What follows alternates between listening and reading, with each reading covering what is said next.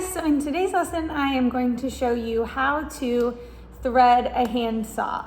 So most of our sawing and piercing projects are going to be done using a little jeweler's handsaw like this. I have this tool linked below from a local family-owned business that I love to get tools from. But I'm going to show you first how to thread your saw blades through this. If you look back at my past video, I explained how to choose what kind of saw blade to use for your different projects. But threading the saw blade is something that is a little tricky as well. If you see on your saw, you've got 3 different turning points. This one is actually going to widen the saw frame.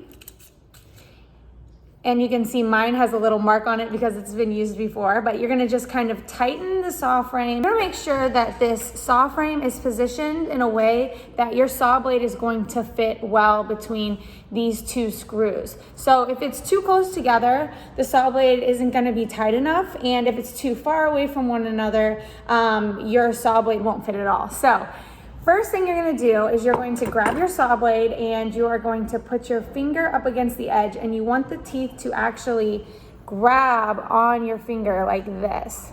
And then once you feel it catch, you're going to put the side that is catching on your finger facing outwards.